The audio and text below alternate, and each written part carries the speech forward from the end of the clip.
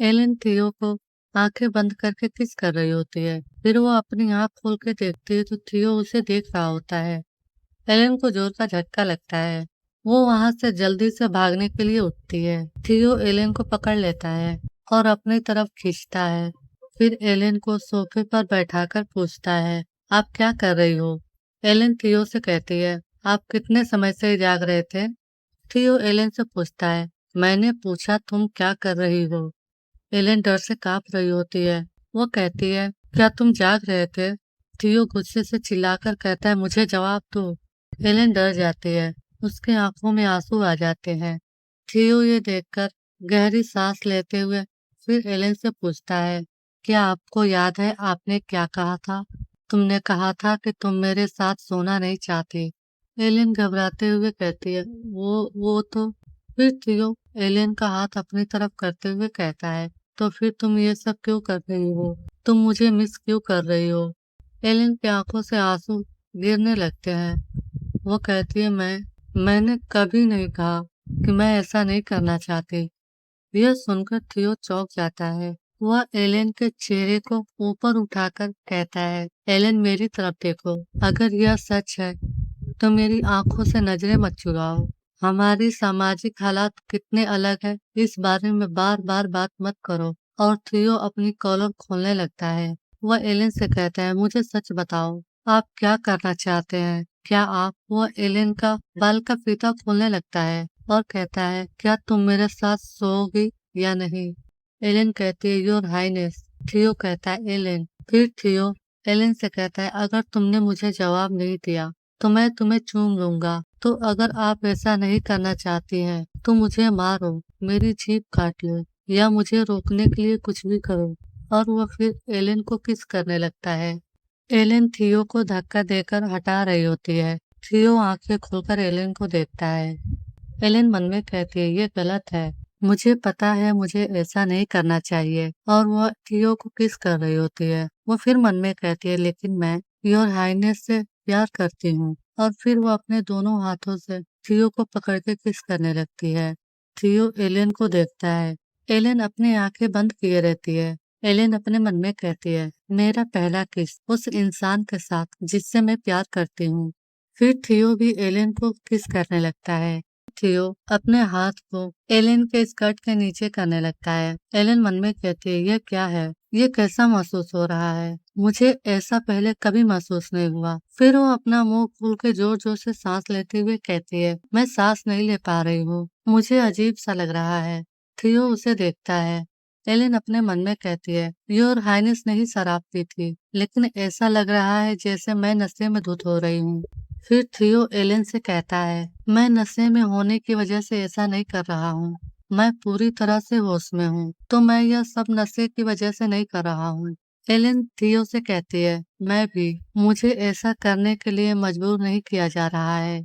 थियो कहता है, तो फिर ठीक है। और वह फिर एलेन को किस करने लगता है। वह एलेन से कहता है, रिलैक्स, मैं पूरी कोशिश करूंगा कि इससे कोई नुकसान न हो। और वह एलेन के गले के नीचे किस करता है। एलेन कहती है, योर हाइनेस। थियो एलेन से कहता है, इसे छुपाओ मत। एलेन कहती है, लेकिन वो कांप रही होती है। थियो एलेन को देखता है और कहता है, मैंने तुमसे कहा था कि इसे छुपाओ मत। एलेन अपने कपड़े से अपने शरीर को ढक रही होती है। फिर थियो उसका हाथ पकड़ लेता है और एलेन से कहता है, मैं आपका चेहरा देखना चाहता हूँ। वह एलेन को देखकर कहता है, अब तो मैं मुसीबत में पड़ गया हूँ। फिर दूसरी सुबह एलेन की आंखें खुलती है। वो चौंक कर चिल्लाते हुए उठती है। कहती है, वो वाट? और अपनी पीठ को छूते हुए कहती है, मेरी पीठ में दर्द हो रहा है।" फिर एलेन को पिछली रात की बातें याद आती है। वह कह रही होती है, योर हाइनेस। फिर उसे थियो का चेहरा याद आता है। एलेन का चेहरा शर्म से लाल हो जाता है। वो कहती है, प्लीज। थियो एलेन को देखकर कह रहा होता है, एलेन तुम तो कमाल हो। एलेन को यह सब याद आते ही वो चिल्लाने लगती है। फिर वो चौंक कर पीछे देखती है। पीछे थियो आराम से सो रहा होता है। एलेन अपने मन में कहती है, मैं पागल हो गई हूँ। भले ही वह कोई ऐसा इंसान हो जिससे मैं प्यार करती हूँ, पर वह मुझसे सुपीरियर है। वो घबराने लगती है और मन में कहती है, और बाकी नौकरानियों ने जरूर ध्यान दिया होगा कि मैं कल रात अपने कमरे में वापस नहीं लौटी। अगर अफवाहें फैलने लगी तो। तभी थियो एलेन को पकड़ के खींचते हुए कहता है, तुम क्या कर रही हो? वह एलेन को खींचकर अपने पास लेटाते हुए उसके सर पे किस करता है। थियो एलेन से कहता है, बिस्तर पर ही रहो, उठ क्यों रही हो? एलेन घबराते हुए कहती है, लेकिन कल रात हम।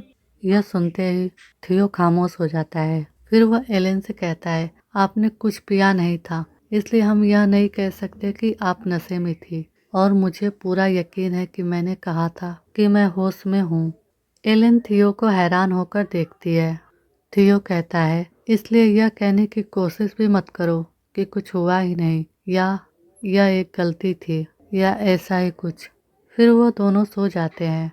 फिर हम देखते हैं एलेन अपनी आंखें मसलते हुए उठकर बैठती है और कहती है, मैं फिर से सो गई क्या? थियो कहता है, मैंने उनसे कहा था कि वे आपके कपड़े बदल कर लाएं, इसलिए आप वहीं रुककर वेट कीजिए। एलेन कहती है, यस योर हाइनेस। फिर वो चिल्लाते हुए कहती है, किसका वेट करूं? थियो कहता है, मैंने कहा कि मैंने उनसे आपके कपड़े लाने के लिए कहा था। एलेन घबराते हुए थियो से कहती है, आपने खुद ही यह कहा था योर हाइनेस? थियो कहता है, हाँ, क्यों? क्या कोई और बात है जो आपको परेशान कर रही है? एलेन घबराते हुए कहती है, वेल, और वो मन में कहती है, यह तो और बुरा हुआ। योर हाइनेस को नौकरानी की वर्दी मांगने की कोई वजह नहीं है, तो इससे यह साफ हो जाएगा कि मैंने और योर हाइनेस ने यह सब किया। थियो एलेन के पास बैठते हुए कहता है, क्या आप नाश्ता करना चाहती हैं? वह एलेन की तरफ देख के कहता है, हम। फिर वह एलेन को किस करता है। एलेन कहती है, योर हाइनेस। फिर वह मुस्कुराते हुए एलेन से कहता है, या फिर हम इसे एक बार और कर सकते हैं। एलेन ब्लश करने लगती है। वो अपने चेहरे को ढकते हुए कहती है, हम ऐसा नहीं कर सकते। थियो मुस्कुराते हुए कहता है, तुमने ऐसा कहकर बहुत बुरा किया, क्यों नहीं? क्या सुबह हो जाने के बाद आप यह दिखावा करने की कोशिश कर रही है कि कुछ हुआ ही नहीं? और वो एलेन को किस कर रहा होता है। एलेन अपने मन में कहती है, मैं कैसे कर सकती हूँ? फिर वो थियो से कहती है, हम नहीं कर सकते, मैं मेरे पीठ में दर्द हो रहा है। यह सुनते ही थियो रुक जाता है और वह एलेन को ध्यान से देखता है और वह कहता है, क्या इससे बहुत दर्द होता है? एलेन कहती है, हाँ। तभी कोई बाहर से नॉक करता है। वो वासिल होता है। वह कहता है, योर हाइनेस, मैं वासिल हूँ। थियो चिल्लाकर जाते हुए कहता है, वासिल अंदर मत आना, मैं अभी बाहर आ जाऊंगा। इधर थियो के जाने के बाद एलेन चैन की सांस लेती है। फिर कुछ देर बाद का सीन दिखाया जाता है। थियो एलेन से कहता है, इसे खाओ एलेन। एलेन घबराते हुए कहती है, लेकिन योर हाइनेस, यह आपका खाना है। थियो कहता है, मैंने उनसे इसे आपके लिए मंगाया था। इधर वासिल एलेन को घूर कर देखता है। एलेन मन में कहती है, आखिर वो हो ही गया जिसका मुझे डर था। फिर एलेन चुपचाप नाश्ते के आगे बैठ जाती है और थियो से कहती है, तो क्या आप मेरे साथ इसे खाएंगे योर हाइनेस? सोफे पर बैठते हुए कहता है, वासिल अपनी रिपोर्ट लिखना शुरू करो। वासिल कहता है, जी हाँ योर हाइनेस, सबसे पहले।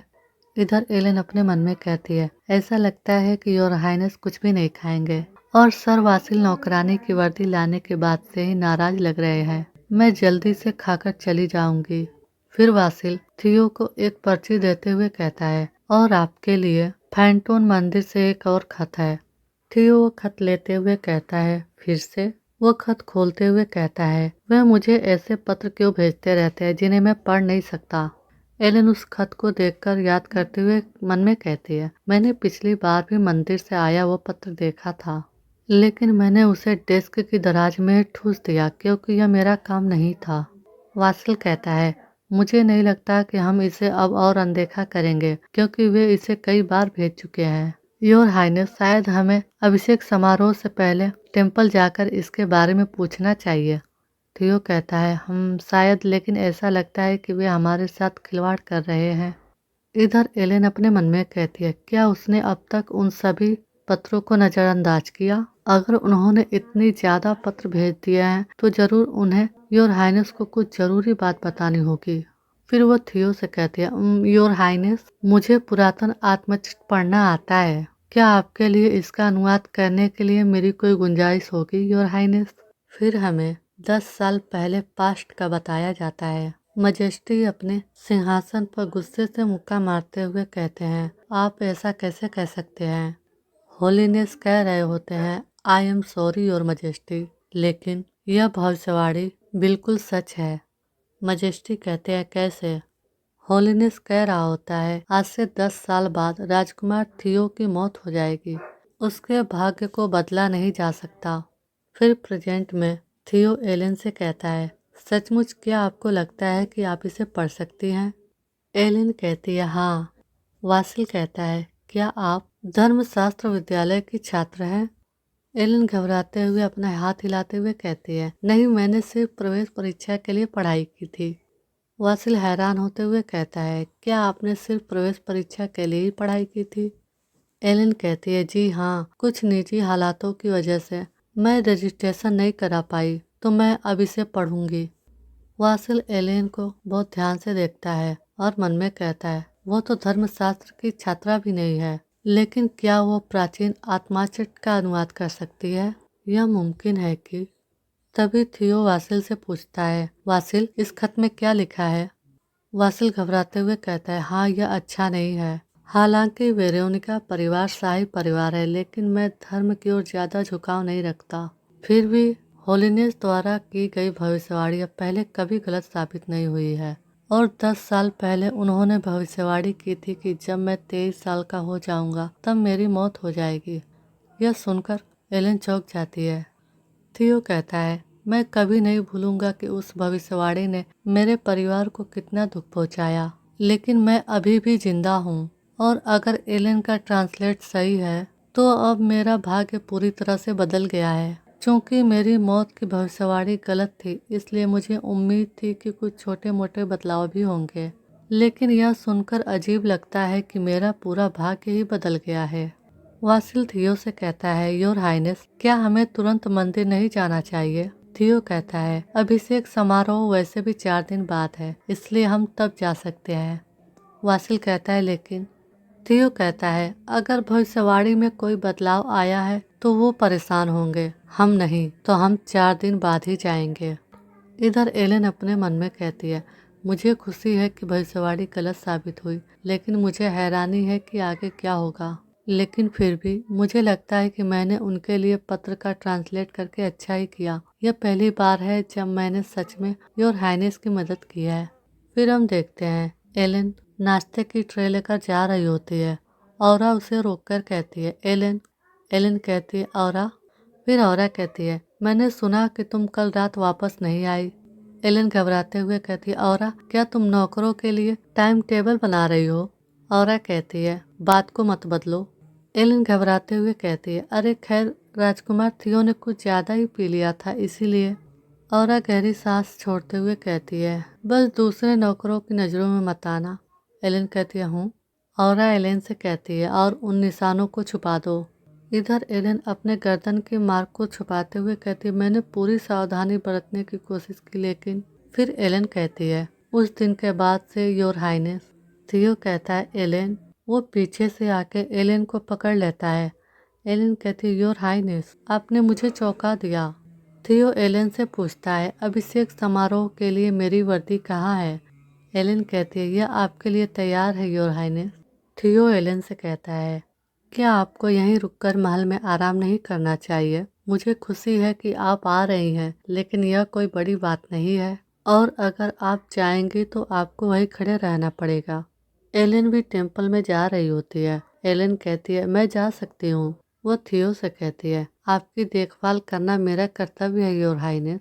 फिर थियो एलेन से कहता है, मुझे उस दिन तुम्हारे साथ और नरमी से पेश आना चाहिए था। वो एलेन से पूछता है, क्या बहुत दर्द हो रहा है? अगर हाँ, तो मैं आपको अस्पताल ले जा सकता हूँ।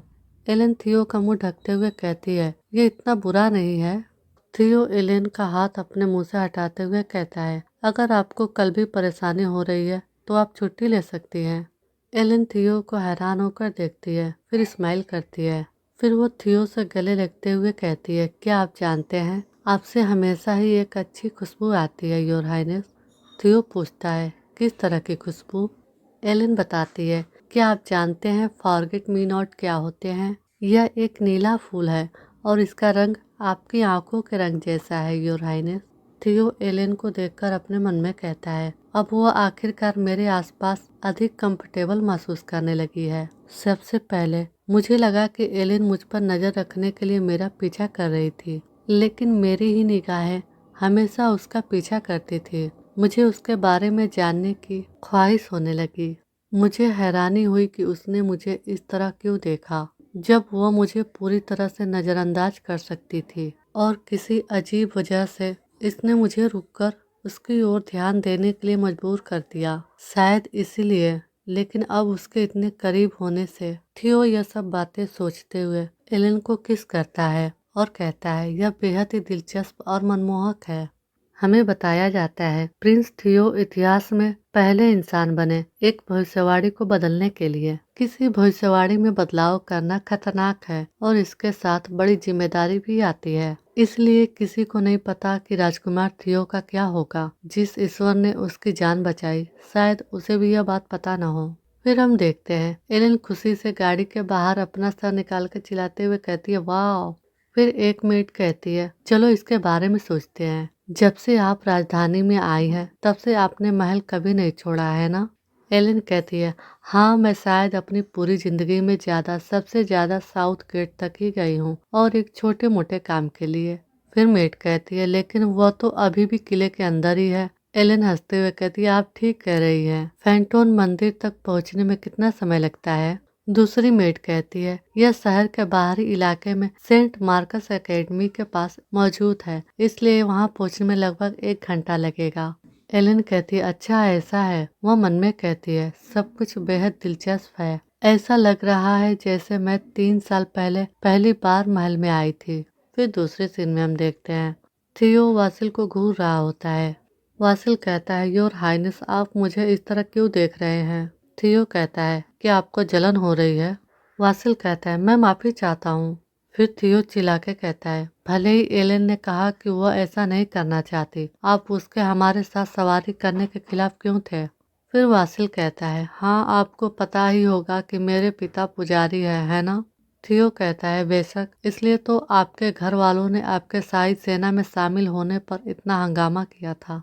वासिल कहता है, खैर वैसे भी मेरे परिवार की वजह से मैं इस औरत से काफी परिचित हूँ, दूसरे लोगों के मुकाबले में अधिक। थियो कहता है, असल बात पर आओ। वासिल कहता है, खैर इस बात की संभावना है कि एलेन मंदिर की एक जासूस है। थियो कहता है, क्या? फिर वासिल बताता है, यह एक मजाक है कि धर्मशास्त्र विद्यालय में एंट्री लेने वाला एक आम इंसान पुरातन आत्मचट का अनुवाद कैसे कर सकता है। मेरे पिता भी पुजारी बनने में पहले प्राचीन भाषाओं का अनुवाद करने में माहिर नहीं थे, और एकेडमी से स्नातक होने के बाद ही वह मुश्किल से पढ़ पाते थे। फिर थियो कहता है, तो आपका मतलब है कि एलेन पर शक है? वासिल कहता है, भविष्यवाणी में बदलाव आने के बाद से टेम्पल आपसे कांटेक्ट करने की कोशिश कर रहा है योर हाइनेस, इसलिए मैं सिर्फ पॉसिबिलिटी की राय दे रहा हूँ। थियो कहता है, मुझे यकीन नहीं है। वो मन में कहता है, एलेन जासूस कैसे हो सकती है? वासिल कहता है, क्या मैं इस मामले की जांच शुरू करूँ योर हाइनेस? इधर थियो अपने मन में कहता है, अगर वह जासूस है तो इस बात से यह साफ हो जाता है कि वह मुझ पर नजर क्यों रख रही थी, लेकिन वे एक राजकुमार पर नजर रखने के लिए इतने लापरवाह जासूस को क्यों भेजेंगे? और अगर वो जासूस भी हो और वो एलियन हो तो मैं? फिर वो वासिल की तरफ देखकर सोचता है, लेकिन वासिल इसे कभी एक्सेप्ट नहीं करेगा। वो हमेशा से ही बहुत सावधान इंसान रहा है। फिर थियो वासिल से कहता है, जैसा आप चाहते हैं वैसा करें। फिर हम देखते हैं एलेन टेम्पल पहुंचते ही कहती है, तो यह है ईश्वर का पवित्र स्थान और धर्मशास्त्र की पढ़ाई करने का सपना देखने वाले हर इंसान का अल्टीमेट गोल, फैंटोन टेम्पल। पीछे से थियो और वासिल दोनों एलेन को तिरछी नजर से देखते हुए गाड़ी से नीचे उतरते हैं। वासिल अपने मन में कहता है, मुझे पता लगाना ही होगा कि वह असल में कौन है। फिर हम देखते हैं एक शख्स होलीनेस से कहता है, होली फादर, महल से रथ आ गया है और ऐसा लग रहा है कि मैजेस्टी आज के राज्याभिषेक समारोह में हिस्सा नहीं लेंगे। होली फादर कहता है, मुझे पता है। मैजेस्टी धीरे धीरे अपने सिंहासन को छोड़ने की तैयारी कर रहे हैं और वारिस जरूर सबसे बड़े होंगे राजकुमार इवान, और उन्हें शाही रक्षक दल के कैप्टन प्रिंस थियो का मजबूत समर्थन प्राप्त है। प्रिंसेस लॉरेन जो उनके लिए सबसे खास है, उनके लिए कुछ भी करेंगे, इसलिए उन्हें चिंता करने की कोई जरूरत नहीं है। उन्हें इससे ज्यादा किसी और आशीर्वाद की आवश्यकता नहीं है। तभी इवान होली फादर के सामने आके कहता है, होली फादर। होली फादर कहता है, वेलकम। आप तीनों को देखे हुए काफी समय हो गया है। और वो थियो की तरफ इविल स्माइल करते हुए कहता है, मैं इस दिन का इंतजार कर रहा था। इधर थियो अपने मन में कहता है, कितना घमंडी है, वो सत्ता के नशे में चूर है। होली फादर कहता है, अब हम अभिषेक समारोह शुरू करेंगे। और वो प्रिंस इवान के सर पर हाथ रखकर उसे आशीर्वाद देते हैं। इधर एलन अपने मन में कहती है, मैं भी पुजारी बनना चाहती थी, लेकिन यह सब देखने के बाद मेरी हिम्मत नहीं हुई। मुझे लगता है कि वह होलीनेस है, क्योंकि वह इनक्रेडिबल है। होलीनेस थियो से कहता है, ऐसा लग रहा है कि दूसरा राजकुमार पूरी तरह से ठीक हो गया है। थियो होली फादर से कहता है, यह सब टेम्पल के खुल के साथ देने की वजह से ही मुमकिन हो पाया है। होली फादर थियो से कहता है, मैंने एक खत भेजा था। थियो कहता है, ओ हाँ, मैं इसे हाल ही में पढ़ पाया हूँ। होली फादर चौंक जाता है। वह थियो से कहता है, योर हाइनेस, क्या आप खुद खत पढ़ सकते हैं? थियो आगे बढ़ते हुए कहता है, क्या इसीलिए आपने मुझे वो खत भेजा था? अरे, या फिर आपने इसे किसी पुरातन भाषा में लिखा ताकि मैं इसे पढ़ न सकूं? इवान थियो को कहता है, थियो। थियो होली फादर के सामने घुटने टेक कर बैठते हुए कहता है, खैर सेरेमनी को आगे बढ़ाओ। आज का एपिसोड यही खत्म होता है। वीडियो को लाइक करना न भूलें। मिलते हैं अगले एपिसोड में।